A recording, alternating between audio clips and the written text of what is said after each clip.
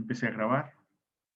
Lo que vamos a empezar a ver ahora son los equipos auxiliares, las instalaciones auxiliares de una planta de chancado, que por supuesto no está constituida solamente por chancadores y arneros, que son los equipos principales y que ya vimos, sino que por una serie de instalaciones y equipos que ayudan a cumplir con la tarea de tratar los minerales en la planta.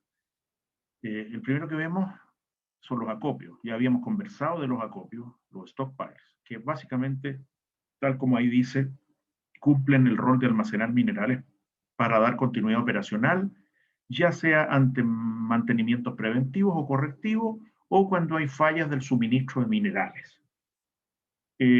Si recuerdan, esto lo copié de antes, lo agregué aquí, si recuerdan un flowchart típico del planta de chancado, este acopio normalmente va a ir después del chancador primario, lo cual significa que antes del acopio tenemos todo aquello que es de alguna manera discontinuo, la mina, el transporte y el chancado primario. Todo ello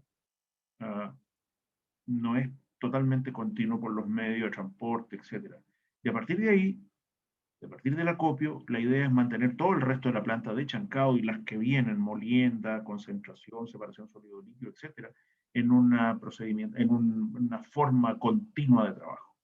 Para ello, este acopio entonces tiene, como dijimos en algún minuto, eh, unas funciones que cumplir, ¿no es cierto? De partida dijimos, uh, voy a ver qué color le queda bien a esto. De partida dijimos que si hay un GS, lo voy a llamar E de entrada, ¿cierto? GS de entrada ahí. Y tenemos acá abajo el correspondiente GSS, GS de salida, el flujo másico de salida de la copia, de entrada y la salida. Vamos a tener situaciones, lo normal en la planta es que como operación normal tengamos, eh, tengamos que el GSE sea igual al GSS. En otras palabras, condiciones normales, lo que está entrando al acopio es igual a lo que está saliendo y alimentando a toda la planta. Pero dijimos, ¿qué pasa si hay un problema en el camino, hay un problema en la mina, hay un problema en el chancado primario? Bueno, GSE va a ser distinto, no va a ser igual al de salida, porque el GSS va a seguir siendo el de la planta, el total de la planta. Lo vamos a dejar anotado aquí eh, como GS nomás, ¿no es cierto? Igual GS. Este es el GS de toda la faena, aquel con el que se dimensionó todos los equipos, el flujo máximo, ¿cierto? GS nomás, vamos a poner como GS. Por lo tanto, va a haber una cierta situación que vamos a llamar de vaciamiento,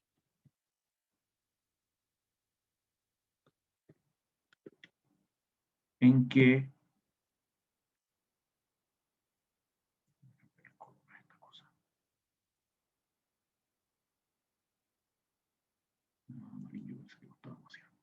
vaciamiento en que, ¿no es cierto?, el GS de entrada puede ser menor, incluso puede ser cero, menor que el GSS,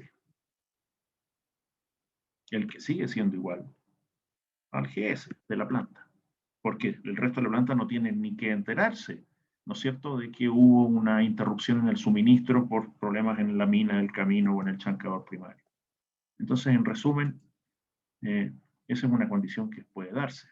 El punto es que va a haber un momento en que vuelve todo a la normalidad, pero no podemos volver a GSE igual a GSS porque el acopio ya no quedó lleno, quedó en una condición intermedia. Tenemos que empezar a llenarlo, ¿sí? Llenado lo vamos a llamar, ¿no es cierto? Llenado, en que el GSE tiene que ser necesariamente mayor que el GSS, sigue siendo igual al GS, el resto de la planta ni se entera, ¿cierto? Porque tenemos que ir esencialmente llenando el acopio. Una vez que el acopio está lleno, se vuelve a la condición normal. Entonces así se va permanentemente funcionando con estos acopios.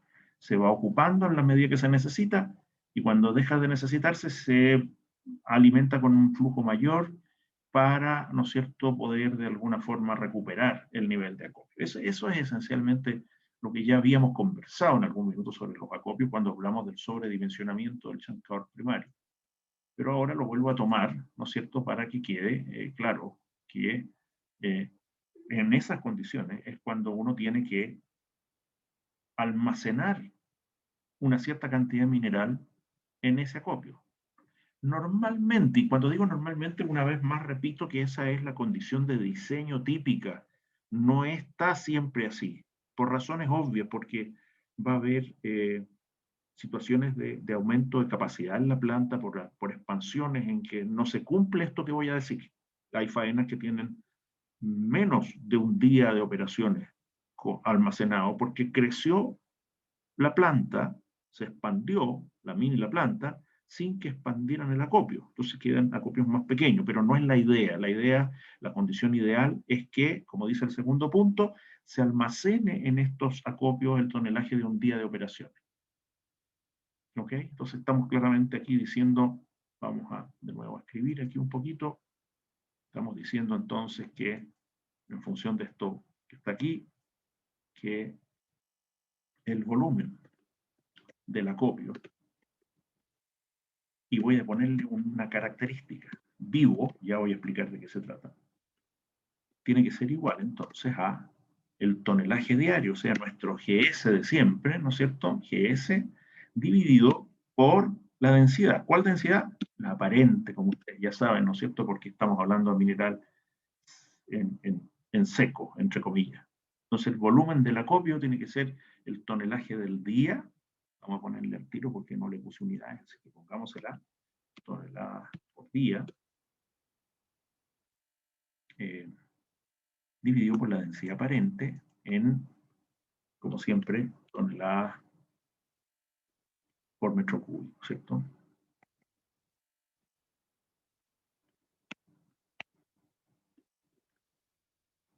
Y eso nos estaría dando el volumen del acopio en metros cúbicos.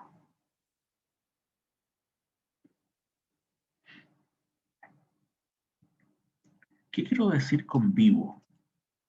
Bueno, para explicar un poco de qué se trata, de nuevo vamos a hacer un pequeño dibujito aquí.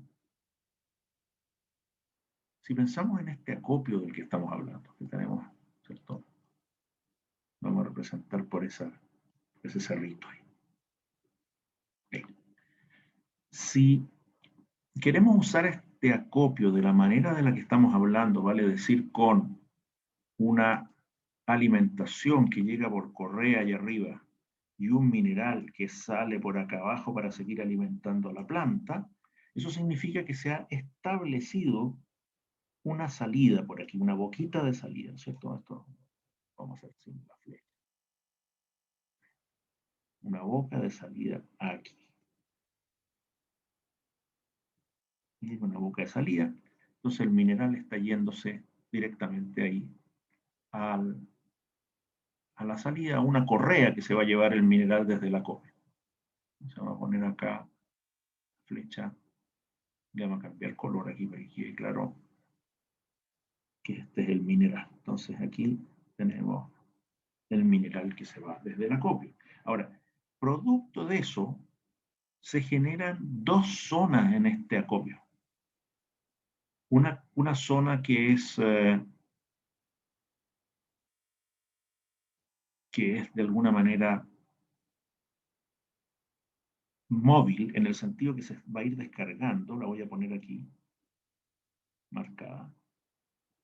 Ustedes se fijan, todo eso que está ahí, en ese pedazo que está ahí, es un material que si yo abro esta salida acá abajo, va a fluir, va a descargar por gravedad y se va a ir a la correa en forma sencilla. Eso es lo que vamos a denominar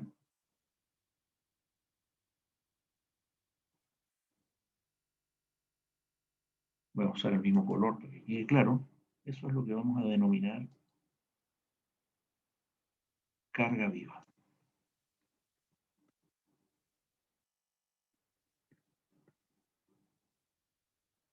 La carga viva. ¿Por qué se llama carga viva? Porque basta que yo le dé salida y fluye. El resto, que también lo vamos a poner, el resto es, en definitiva, por contraposición, lo que llamaremos la zona muerta. ¿Qué significa que sea una zona muerta? Que si yo no hago algo, ese material se queda ahí, no va a salir por las bocas de salida. Entonces, en realidad, lo que queremos decir con esto es que hay dos tipos de almacenamiento dentro de un acopio. El barato y fácil, que es la carga viva, en el sentido de que la dejo salir y se va sin que yo haga nada, y un almacenamiento de extrema emergencia, que es la zona muerta, donde es un almacenamiento caro, porque yo para poder sacar ese mineral tendría que mandar maquinaria de movimiento de tierra, cargadores frontales, por ejemplo, a empujar ese mineral hacia la salida para que fluya. Entonces la idea es, ojalá no usar nunca la zona muerta. Y por lo tanto, cuando se dice que se almacena en ellos el tonelaje de un día de operaciones, se refiere en la carga viva. Por eso pusimos volumen del acopio vivo, o sea, en esa zona que estamos marcando ahí en verde, ¿no es cierto? Vamos a ponerla más clara todavía, achurándola, ¿no es cierto? Para que quede claro que todo esto es la carga viva. Todo eso es la carga viva. Y puede tener más salidas, por supuesto. Carga viva. Entonces, la idea es que ahí, en esa carga viva, está el tonelaje de un día. Si estoy tratando en la planta 25.000 toneladas por día, yo debiera tener una carga viva de 25.000 toneladas, que me va a dar un cierto volumen al dividirla por la densidad aparente. Entonces, eso es fundamental. ¿Cómo es esto de las descargas? Bueno, también eso lo vamos a explicar con un pequeño dibujito. Si yo pienso en la base de este acopio, de este cerrito que dibujamos a mano derecha, ¿sí? Lo dibujo ahí de esa forma. Lo típico va a ser poner salidas equidistantes del centro. Aquí nuevamente me va a salir medio chueco esto, pero no importa, lo voy a tratar de hacer lo mejor que pueda nomás. Estas serían las salidas, son boquitas. Normalmente 4 o 6, todas iguales por supuesto, típicamente de 1 metro por 1 metro. Entonces, la alimentación llega a la punta de este cono y las salidas son 4 o 6 compuertas que dejan salir el mineral y descargan en una sola correa. O la correa la voy a representar aquí con eh, con esta línea. Supongamos que esta es la salida, ¿cierto? Entonces la correa parte de ahí y se va hacia allá y por lo tanto el mineral va a estar fluyendo permanentemente, alimentando desde la salida a la correa. Quedan medio chuecas las flechas, pero no importa. Ahí está la idea. Entonces, imagínense este mono que tengo hecho a la mano derecha, con 4 salidas en vez de una. Ustedes se pueden imaginar entonces que son 4 conos invertidos, o 6, si son 6 las salidas, 4 conos invertidos y que se unen en esta parte que estoy mostrando con el cursor y generan un cono en posición normal hacia arriba, uno solo. Esa es como la disposición general de este acopio. Ahora, tal como dice ahí, no son neutros estos acopios.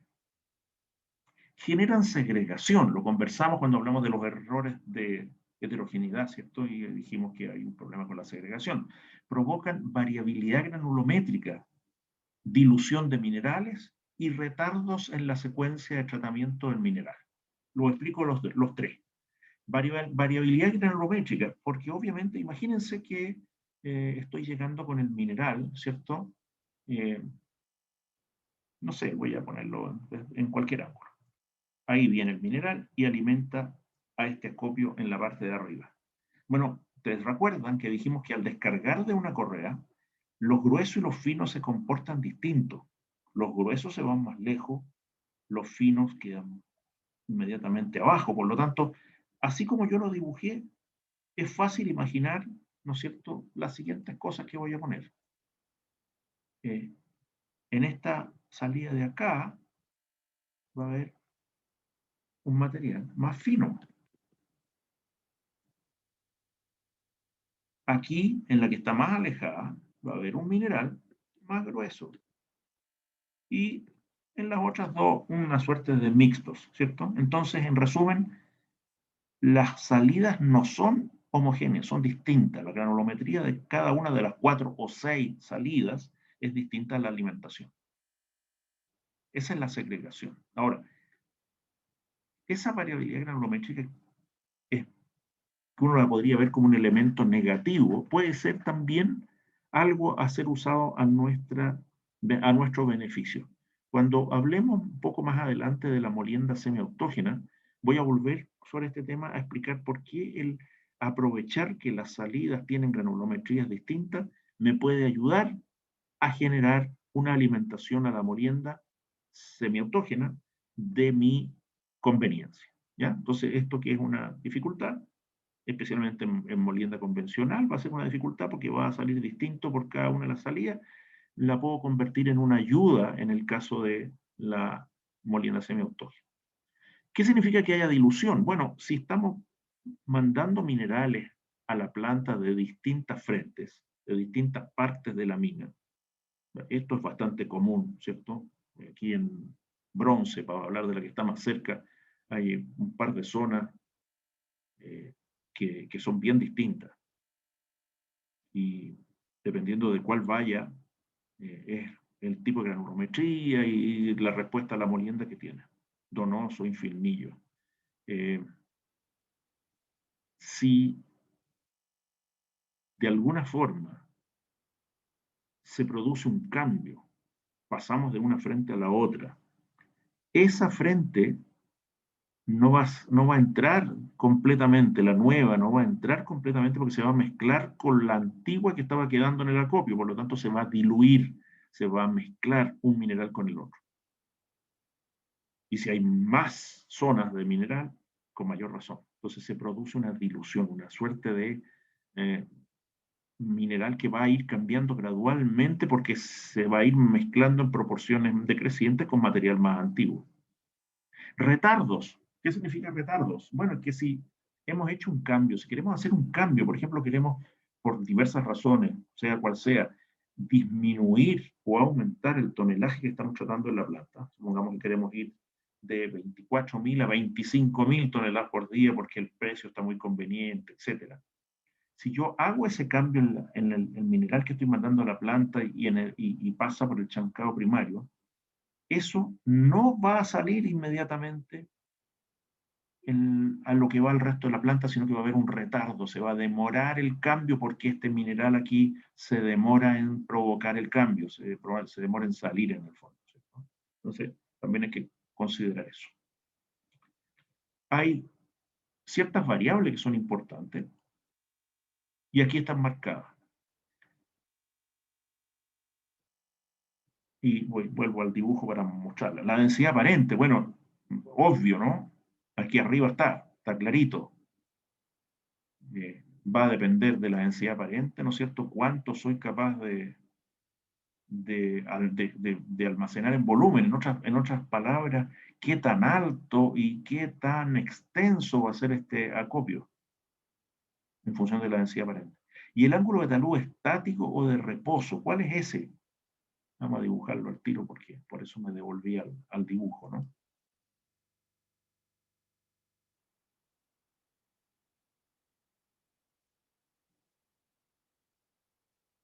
Este de aquí. Ángulo de talud estático o de reposo. Es ese ángulo que está ahí. Es una variable, es una característica del mineral.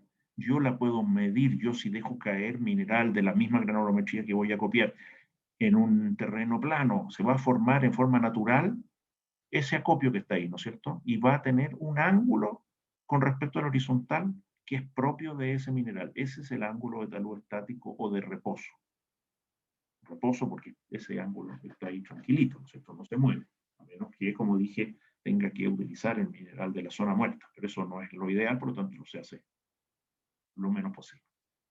Entonces, esas dos características son bien determinantes en la operación y diseño, sobre todo en el diseño de estos equipos.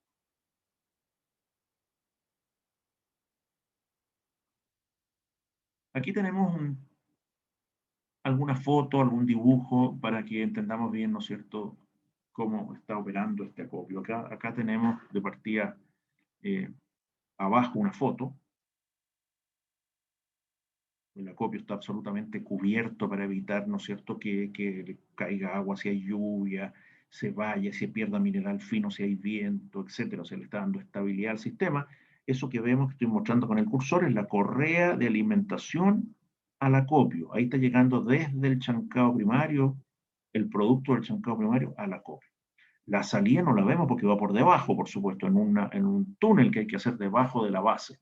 Acá se nota en este dibujo, acá estamos viendo el acopio, su línea de piso, en este caso 3 salidas, seguramente este es un acopio con 6, están estas 3 y las otras 3 detrás, con un chute de traspaso a la correa de alimentación que se lleva el flujo mineral hacia afuera. Por supuesto, techo, paredes, según sean necesarias. Muchas veces en el norte, en faenas de menor envergadura, no se ponen paredes ni se cubre el acopio siquiera. Aquí a mano derecha una foto de lo que estoy diciendo. Ahí está la correa que lleva el mineral al acopio y por acá abajo, a nivel del piso, va a salir otra correa que se lleva el material desde el acopio al resto de la planta. ¿Qué cosas interesantes vemos? Acá arriba el alimentador tripper. ¿Ah? Un alimentador es montado en un carrito. No siempre vamos a poder tener un solo acopio. Normalmente, quiero decir, un solo cerrito en el acopio. Normalmente hay un tope en la altura, no puede hacerse demasiado alto esto, por lo tanto, si el tonelaje a almacenar es mucho, lo típico va a ser que hagamos una cosa como esta, vamos a tener casi como cuando dibujamos la cordillera, ¿cierto? Vamos a tener varios cerritos. Voy a poner 3 aquí para que nos entendamos, ¿cierto? ¿Sí? Varios cerritos uno al lado del otro. Y en ese caso, entonces, cuando es necesario usar este trípera, ¿eh? Normalmente lo que va a haber es una correa transportadora que va por un lado a llegar desde el chancado, ¿cierto? Primario, este que está aquí, que estamos mostrando, ¿no es cierto? Sería esa flecha. Y descarga o traspasa a una correa horizontal donde va montado este carrito que es lo que llamamos el tripler, el tripper. ¿Eh? Lo voy a dibujar así, lo voy a dibujar acá, aquí en la segunda. Y ahí está la descarga del mineral, sencillamente. En este caso está alimentando al segundo. Pero este carrito se puede mover en esta correa, este tripper. Allá está, ¿cierto? Y después descargan el primero, después en el segundo, después en el tercero, y los va manteniendo llenos siempre. ¿No? Eso es como lo típico. Hay aquí un pequeño videíto que vamos a ver, ¿cierto? Pero ustedes lo tienen también, así que lo pueden ver todo el tiempo que quieran. Ahí viene. Es cortito.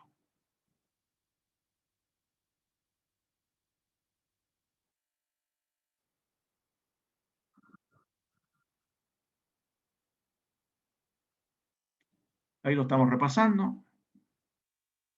Ahí se desenfocó. El camarógrafo no era muy profesional, era yo mismo. ¿Ok? Entonces, de repente se me desenfocó la filmación. Pero ahí está, lo pongo de nuevo. Ahí está el acopio. Ahí viene la correa que viene desde el túnel que viene desde abajo y alimenta el resto, que es una planta molienda, molino SAG, etc. Después vamos a volver sobre ello, pero lo que me interesaba más que nada era que vieran aquí, ¿no es cierto?, la correa de alimentación al acopio y aquí abajo la correa que sale del acopio. Y adentro, entonces, como dijimos, lo que corresponde, ¿no es cierto?, a la... Ya. Ok, ahí estamos, ya lo vimos. Vamos a volver entonces a la PPT. Entonces, esto que llamamos acopio, entonces, en términos de dimensionamiento, esencialmente está basado en aprovechando, ¿cierto?, los datos del mineral, la densidad aparente y el ángulo de talud, y sabiendo que tenemos que acopiar el tonelaje del día, eso nos permite calcular el volumen y con el ángulo la altura. Fundamentalmente, lo que uno tiene que calcular es la altura de este acopio. ¿A dónde voy a llegar con la correa que viene desde el chancado primario? El resto se hace normal, hay que calcular, ¿no es cierto?, después, por supuesto, las estructuras y demás, pero eso es tarea de otros colegas de otras disciplinas de la ingeniería para, ¿no es cierto?, finalmente poder operar este sistema. Pero lo fundamental acá es transformar el volumen en altura. Y eso lo está hecho ya en general para mineral chancao. Yo en el curso, en material de apoyo, les puse una tabla de diferentes tonelajes y por lo tanto volúmenes. Por supuesto que como de costumbre está hecho para cuarzo, para densidad 1,6, densidad aparente, y es proporcional hacerlo para otras densidades aparentes, tal como se indica en la misma tabla que les coloqué en el material de apoyo. Así que junto con esto vean esa tabla y van a poder entonces entender cómo es factible de una manera más sencilla, ¿no es cierto?, llegar a los cálculos necesarios de la copia. Y eso es esencialmente la altura, ¿no es cierto?, a la que hay que llegar con la correa. Y ya que hablo de correa, el siguiente tema es las correas transportadoras. Obviamente, tal como acá dice, constituyen el medio de transporte mineral de la planta de chancao, desde el producto del chancador primario hasta lo que se entregue a molienda, cualquiera sea el punto en que se entregue a molienda. Estas correas se dimensionan en función de la geometría del lugar, ¿no es cierto? Eso nos va a dar qué distancia tengo que recorrer y qué elevación le tengo que dar. Por ejemplo, ¿cierto? Si ya calculamos la altura del acopio, vamos a saber entonces qué elevación va a tener que vencer la correa, y como hay ángulos máximos de pendiente que vamos a ver, eso nos da la distancia también. Entonces esas dos cosas son normalmente datos del problema, la elevación y la distancia. El tonelaje que hay que transportar también, y ciertas variables características del mineral, ya las vamos a mencionar. O sea, todo eso es parte de lo que se requiere para dimensionar cada una de las correas. Hay, cada correa en sí misma no es comparable en costos ni de capital ni de operación con los chancadores y los arneros, pero son muchas correas las que hay en una planta de chancado, por lo tanto, a la larga es un ítem bien importante también. ¿Cuáles son las variables de diseño? ¿Qué es lo que hay que calcularle a la correa? Esencialmente, las cosas que están aquí planteadas en el tercer puntito. El ancho de la correa, la velocidad a la que se mueve, el ángulo de acanalamiento de la correa, que ya vamos a explicar de qué se trata, la tensión de la correa y la potencia del motor para que funcione. ¿Cuáles son estas variables del mineral más relevantes? Porque dice arriba en el segundo punto que vamos a tener la geometría del lugar y el tonelaje a transportar, pero que necesitamos establecer ciertas características. La densidad aparente, una vez más, sigue saliendo la densidad aparente porque el tonelaje implica, en función de la densidad aparente, un cierto volumen. El ángulo de sobrecarga. ¿Qué es el ángulo de sobrecarga? Es como el equivalente al ángulo que vimos para efectos del acopio, pero es menor porque el del acopio está en reposo. En cambio, el del mineral sobre la correa se está moviendo, por lo tanto es más inestable. Normalmente se estima, como dice ahí, como el ángulo de reposo medible menos 15 grados. Eso es como típico para el mineral chancao, prácticamente para todos. El siguiente aspecto, la siguiente característica del mineral importante es la granulometría. Y aquí hay dos elementos fundamentales. El tamaño máximo de la roca, importante, ¿cierto? Si estamos transportando un material de 20 centímetros, la correa no puede ser de 20 centímetros, pues se va a caer. O sea, obviamente tiene que ser bastante mayor. Así que en función del tamaño máximo es el ancho de la correa. Eso, como primera cosa. Y también el ancho de la distribución de tamaño, o sea, qué tan lejanos están los gruesos de los finos, qué tanta probabilidad hay de que materiales finos se metan entre medio de los gruesos, etc. Todo eso va a influir también. Y por último, la abrasividad del mineral, que más bien va a tener que ver con el desgaste de las correas y también con, por supuesto, su cálculo. Ya vamos a ver cómo. Entonces, entremos a lo que son los detalles de la correa, partiendo por una foto en que vemos la típica mezcla de varias correas en una planta de chancao. Son muchas más que esta, pero aquí, solo en este pedacito de foto, ya vemos tres, ¿cierto? Esta, esa otra y la otra que va subiendo. Así que sabemos que son varias y cada una debe seguir un procedimiento de carga. Pero, ¿qué son las correas? Partamos por ahí. ¿Qué son las correas transportadoras? Uno dice la correa, pero la verdad, la correa está compuesta de partes. Es el sistema de correa transportadora. Por un lado, la correa misma. Esta es la correa misma, pero la correa misma tampoco es única. La correa está conformada por materiales.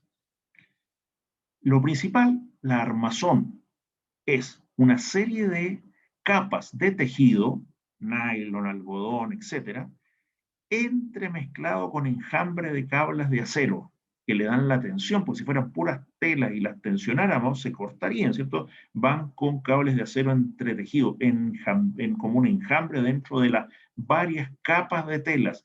¿Por qué no es una sola tela y tienen que ser varias capas? Porque si fuera una sola tendría que ser muy gruesa para que no se rompiera y no tendría la flexibilidad para los giros, para pasar por los polines, las poleas, etc. Entonces se colocan normalmente 5, 6, 7 capas y entre medio los cables de acero. Ese es el armazón, pero hay que proteger ese armazón de la abrasividad del mineral, del rompimiento de los filos de las partículas. Por lo tanto, lo normal es que se recubra de caucho o goma, es como digamos, plastificarlo por encima, ¿ya? Pero con caucho o goma, una capa que va a ir protegiendo. Hay condiciones especiales en que además hay un recubrimiento interior, pero lo más típico como mínimo es que tengan estas dos cosas, el armazón y el recubrimiento. Esa es la correa propiamente tal. Pero no basta con la correa, tenemos también poleas, aquí estamos mostrando tres de ellas, la polea de cabeza, la polea tensora, la polea de cola, y los polines, estoy mostrando aquí dos, los polines de acanalamiento, los polines de retorno, pero son más, son 4 de cada tipo, no necesariamente van todos, yo les voy a decir cuáles van. Poleas, 4 tipos. ¿Qué son las poleas? Cilindros de acero. La polea de cabeza, aquí está, donde voy a llegar con el mineral. Ahí, en la polea de cabeza, va a ir conectado el sistema motriz. Después está la polea de cola. La polea de cola es la de partida. Ahí va a ir conectado el sistema de frenos de la correa, porque tiene que tener frenos. ¿Por qué tiene que tener frenos? Porque imagínense una correa que va en subida o en bajada, en realidad en ambos casos es la misma situación, solo no se requiere cuando es horizontal. ¿Qué pasa si hay que parar el tratamiento por lo que sea? Si yo tengo una subida o una bajada y no tengo frenos, el mineral que quedó en la correa se va a ir para atrás o para adelante según si estoy subiendo o bajando. Por lo tanto, tiene que haber una posibilidad de frenar la correa para que todo el material se quede donde está sin que haya, ¿no es cierto?, una devuelta del mineral con la correa. Después está como tercera forma la polea tensora. Aquí está dibujada la polea tensora, aquí abajo, y básicamente es lo siguiente, en un cierto punto del trayecto, ¿no es cierto?, cuando la correa se devuelve, pasa por otra polea que se llama polea tensora, que de nuevo es un cilindro metálico que no se puede mover a izquierda o derecha, pero sí está su eje en un riel que puede subir o bajar esta polea. De ese riel cuelgan pesos. Por lo tanto, ese peso hace que la polea tensora, que está libre de moverse en la vertical, baje y tense, tire toda la correa. La correa se va a ir ablandando con el tiempo y por lo tanto la operación tiene que ir regulando, agregando pesos para que se mantenga la tensión. Esto se hace con todas las correas chicas, por llamarlas de alguna manera. Correas muy grandes, y hay muy grandes, hay correas de 5 kilómetros o más, ahí ya no basta con la polea tensora, no es suficiente, y ahí lo que se hace es instalar un sistema hidráulico que mantenga la presión tensionando todo el sistema desde la polea de cola hacia atrás. Pero para la mayoría dentro de la planta de chancao, la polea tensora. Y también hay una polea de flexión que no está en el dibujo, la voy a dibujar yo, ¿no es cierto? Que es lo que se necesita hacer cuando uno quiere, ¿no es cierto? A dibujarlo aquí. Cuando uno quiere o necesita, ¿no es cierto? Más bien, cambiar de ángulo. Por ejemplo, voy subiendo con la correa. Y aquí quiero que cambie a la horizontal, por ejemplo. Lo vimos recién para alimentar, ¿no es cierto?, con el tripper a la acopio. Bueno, si ese es el caso, yo aquí necesito poner, no sé si me va a quedar bien o no, supongamos que sí, una polea, ¿no es cierto?, para el cambio de ángulo. Esa sería la polea de flexión. Los polines. Los polines también son de 4 tipos. Son muchos más, pero son de 4 tipos. Vuelvo al monito inicial. Ahí tenemos polín, los 4 que están ahí arriba, los otros 3, varios de estos otros, y aquí se llaman polines de retorno, después los polines de acanalamiento, son los diferentes tipos de polines. Hay 4 tipos de acanalamiento. Aquí están en el dibujo. Estos 3 amarillos que van en paralelo, ¿no es cierto?, que van unidos unos con otros, es para acanalar la correa, para que la correa no se mueva horizontal, sino que con un cierto ángulo de acanalamiento. Aquí tendríamos entonces nuestro ángulo de acanalamiento. Vamos a dibujarlo también.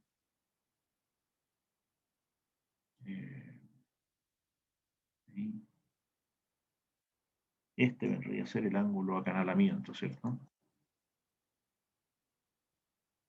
Ahí. Entonces, flecha, ángulo de acanalamiento sería este, ese de ahí. El ángulo de acanalamiento. ¿Por qué se usa? Bueno, es bastante obvio, ¿cierto? Si esta correa que está aquí dibujada fuera plana, el montoncito de mineral que yo podría poner encima es chiquitito. Si yo acanalo esto, sube mucho más la cantidad de mineral que puedo llevar por unidad de largo, ¿cierto? Entonces, para eso se acanala la correa. Después están los de retorno. Ah, perdón, me faltó decir, los polines de acanalamiento son cilindros de caucho. Los de retorno también son cilindros de caucho, pero ya no van 3 acanalados porque ya no es necesario en el retorno acanalar. Voy a borrar aquí. No voy a borrar nada, voy a dejarlo para después mejor. Después les explico el de retorno. Voy a pasar al descentrado porque está aquí mismo en el monito, ¿cierto? Sería en el fondo, el polín descentrado serían estos que están aquí. ¿Cuál es la idea de estos polines descentrados? Son también de caucho, son chiquititos, ahí están dibujados en cierta proporción, y están montados en un eje, pero nadie los hace mover excepto el roce con la correa. No hay tantos polines descentrados como polines de acanalamiento, sino que cada cierto número de grupos de polines de acanalamiento se ponen estos polines descentrados montados en los ejes y que por roce mantienen centrada a la correa, porque si no la correa se iría para la izquierda o se iría para la derecha. Al moverse, topa con el polín descentrado, que tal como indica su nombre, centra a esta correa en su posición. ¿Ok? Entonces ahí tenemos los polines de acanalamiento y los de centrado. Los otros dos los explicamos en el monito anterior.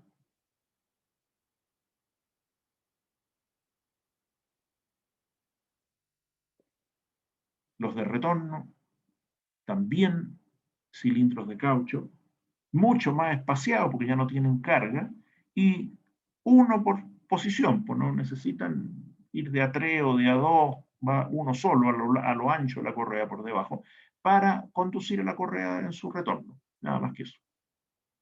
Y los otros son los polines de impacto, son de poliuretano de alta resistencia, y estos de aquí vendrían a ser los polines de impacto, debajo de la zona de descarga del mineral, o sea, donde va a caer el mineral, si el mineral viene y cae por gravedad, ¿no es cierto? Dependiendo del tamaño, bastante carga, entonces se colocan mucho más seguidos estos polines, que son mucho más resistentes, ¿no es cierto?, a la carga, y se llaman polines de impacto. Entonces, ahí están todas las partes. Hay algunas más, pero estas son las partes principales. Un elemento importante de recordar, que alguna vez lo planteamos cuando hablamos de los chancadores, ¿no es cierto?, es la posibilidad de montar imanes en las correas para proteger a los chancadores, por ejemplo, retirando los elementos metálicos del sistema.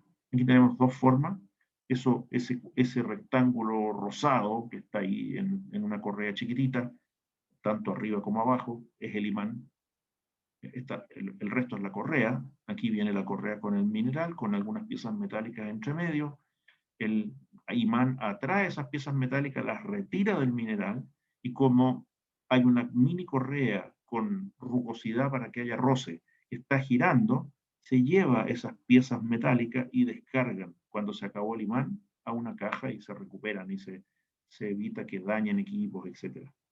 Si no hay espacio para colocarlo en la forma que está arriba, que es el ideal, en las caídas del mineral, se monta sencillamente en la horizontal transversal a la correa, pero tiene el problema, ¿no es cierto?, de que hay materiales que pueden quedar atrapados debajo del mineral y no van a salir. Acá es mucho más fácil porque no está compactado, está abierto en la descarga. Así que, si bien se pueden usar de las dos maneras, el ideal es usarlo siempre en la manera que se llama SC1 ahí arriba, la de arriba. ¿Ya? Bien, vamos al dimensionamiento de las correas entonces. Dijimos que depende de la geometría, pero viene dada. El tonelaje viene dado, necesitamos transportar tantas toneladas por hora. Pero, ¿cómo se transforman las toneladas por hora en las características de la correa? Bueno, la capacidad en toneladas por hora, tal como están viendo, depende de esos 5 valores que están ahí. El ancho de la correa, la velocidad de la correa, su ángulo de acanalamiento, la densidad aparente del mineral y el ángulo de sobrecarga del mineral. ¿De dónde sale todo eso? Dibujito, para que lo entendamos bien. Voy a dibujar aquí primero que nada una correa. Supongamos, ponerla en blanco. Supongamos que esa es la correa, ¿cierto? Medio chueca la cosa, pero en fin. Y tenemos, por supuesto, los correspondientes polines. Voy a ver aquí uno. Voy a dar problemas para... No, voy a poder ponerlo con ángulo esto, así que mejor lo dibujo. Sí. No va a quedar tan bien, pero lo puedo dibujar.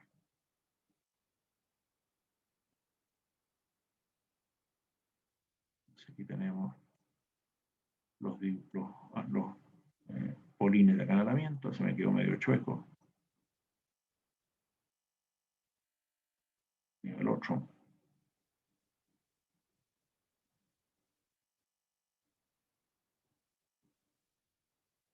Con buena voluntad se entiende. Ahí están los polines de acanalamiento, la correa, y vamos a dibujar el mineral ahora.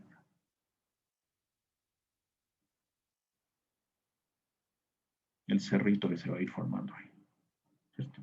Ahí tenemos toda la historia. La correa tengo que aumentarla un poquito. Llegar hasta el otro lado, por supuesto. Listo. ¿Qué tenemos aquí? Tenemos todos los elementos que están involucrados, ¿cierto? Por un lado, ¿no es cierto? Tenemos el ancho de la correa, que vendría a estar dado desde aquí hasta acá.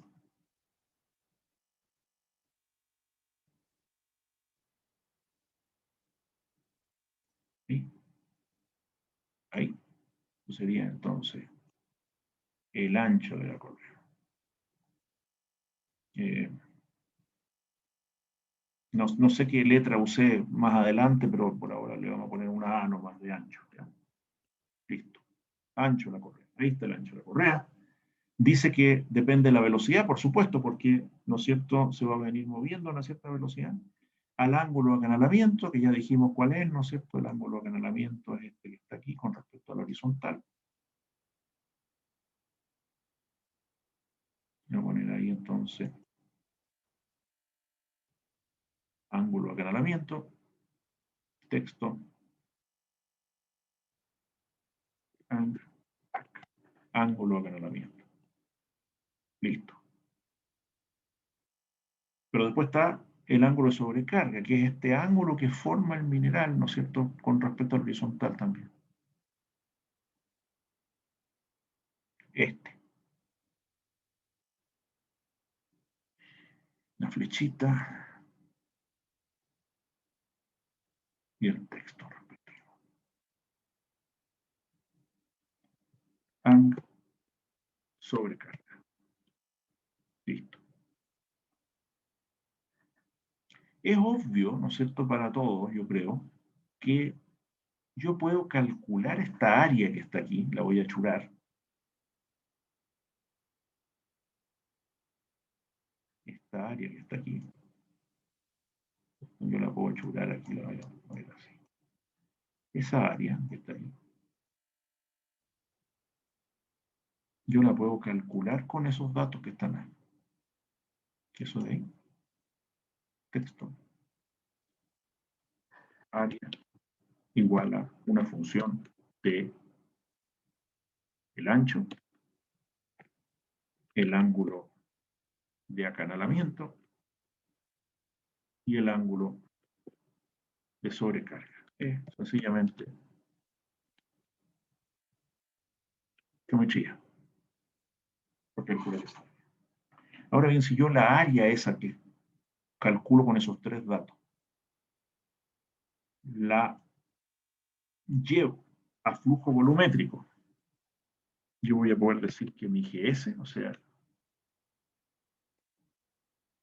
le voy a poner las unidades al tiro,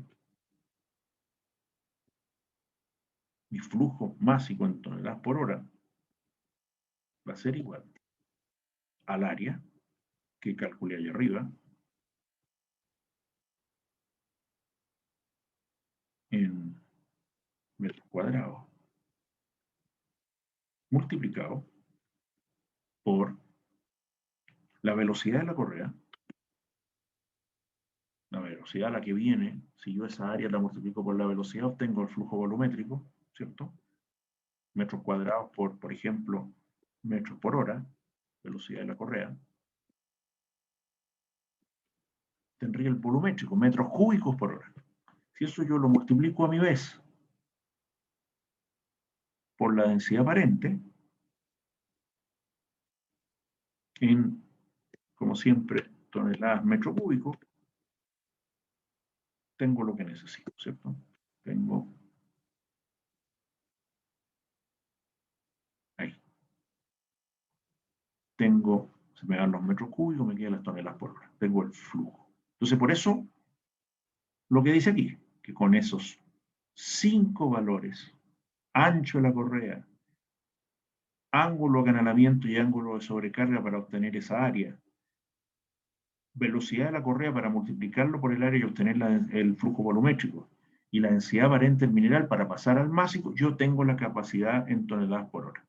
No es que tengamos que hacer eso, porque ya lo hicieron por nosotros, ya calcularon las toneladas por hora en función de esas 5 cosas.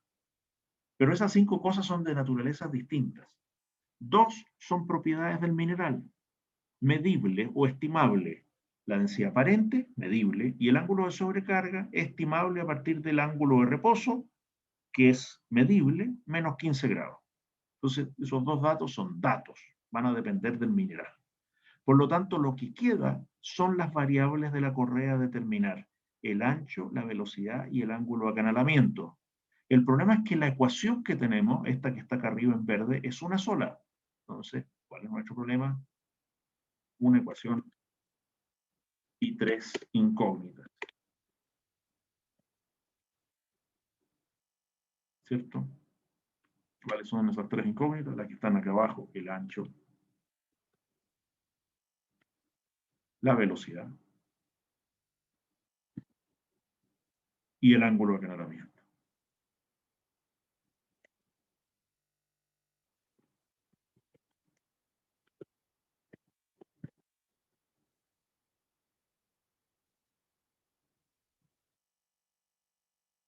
Listo.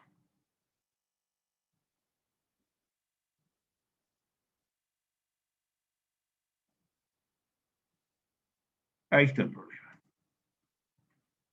Afortunadamente, vamos a poder resolver esta situación porque le vamos a imponer ciertas restricciones a las tres variables de la correa que nos van a ayudar a resolver el problema.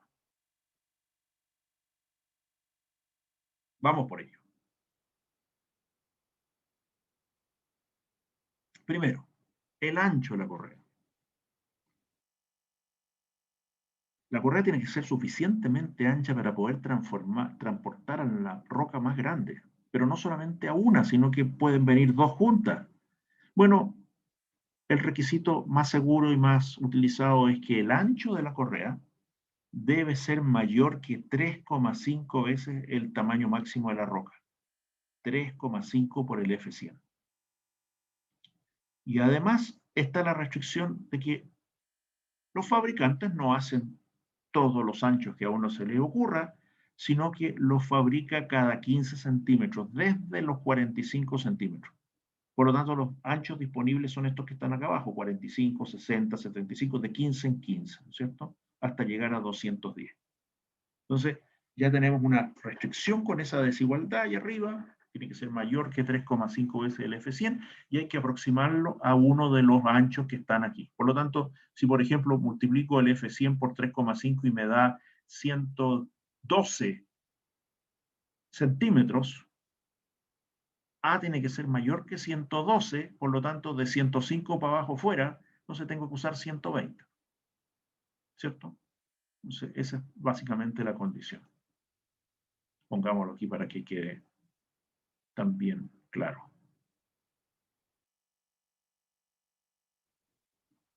Si entonces A tiene que ser mayor que, no sé qué ejemplo di, pero no importa, 117 centímetros, entonces eso implica que A1, voy a ponerle un número, tiene que ser igual a, el primero que cumple con 117 es 120 centímetros.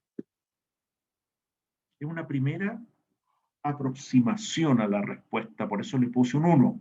A1, 120. Es posible que por otras características yo me tenga que mover a 135 o a 150, siempre hacia arriba. O sea, la idea es utilizar el ancho menor que me permita esta desigualdad, mayor que 3,5 del F100, pero voy a tener que chequearlo con otras cosas. Entonces aquí está mi primera aproximación al área, ¿cierto? Al ancho, perdón. Ángulo de acanalamiento. Bueno, también ahí hay una restricción. No se hace cualquier tipo de ángulos de acanalamiento. Los disponibles típicos están ahí: 20 grados, 35 grados o 45. Por lo tanto, tiene tres valores discretos la respuesta al ángulo de acanalamiento.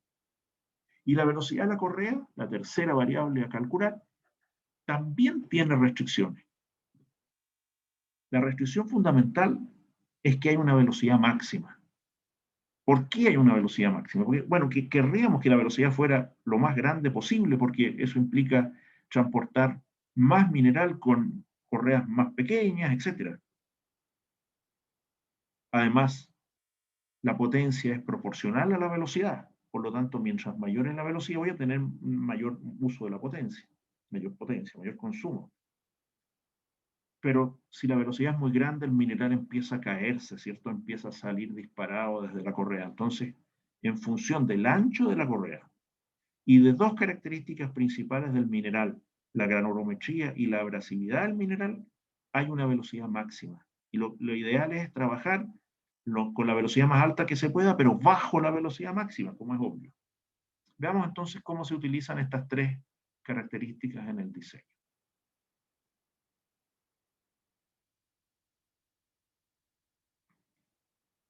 Aquí está la velocidad máxima recomendada, primero que nada.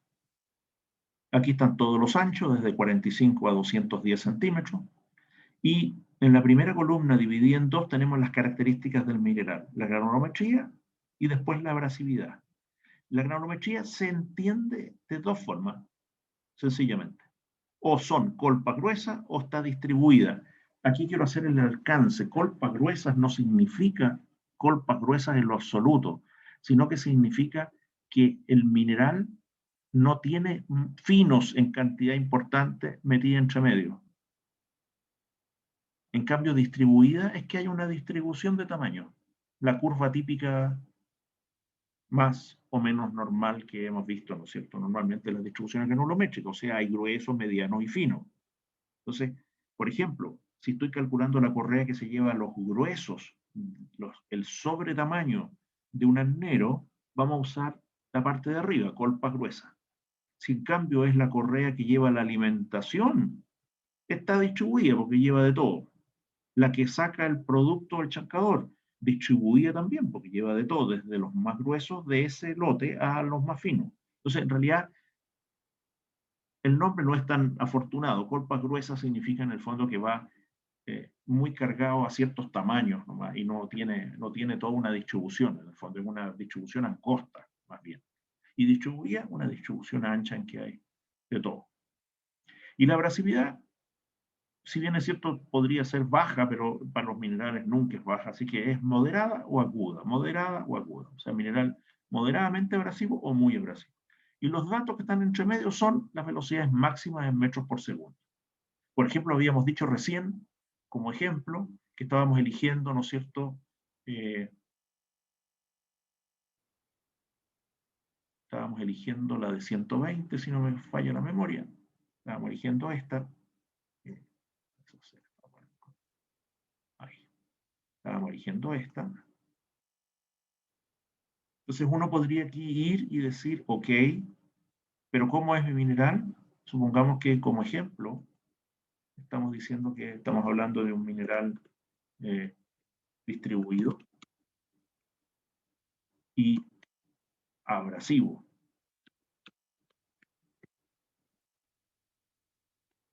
Eso implicaría entonces, para ese ejemplo, ¿cierto? Que yo me voy, una Vmax igual a, ¿cierto? 120, distribuida, eso significa las dos filas de abajo, pero es abrasivo, por lo tanto, abrasividad aguda, 2,8 metros por segundo. Esa sería la velocidad máxima. Pero yo no quiero trabajar a la velocidad máxima, por lo tanto me voy a bajar y por lo tanto lo que voy a hacer es que lo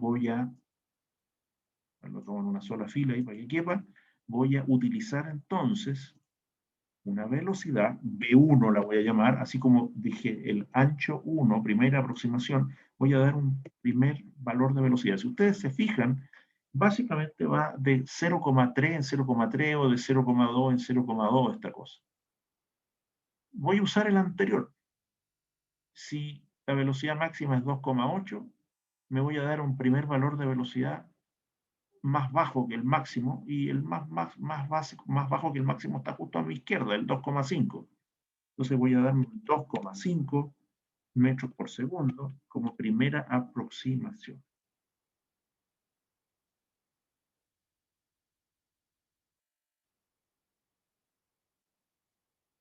Cumple con ser menor que la velocidad máxima, es mi primer valor. Podría tener que cambiarlo. Ahora, dijimos recién, como estamos de tiempo, casi por terminar, así que voy a dejar hasta aquí. Dijimos recién que las toneladas por hora, el flujo a transportar, es el área transversal en metros cuadrados, por la velocidad de la correa en metros por hora, por la densidad aparente del mineral en toneladas por metro cúbico. Si se fijan, es lineal en la velocidad de la correa y es lineal en la densidad aparente del mineral.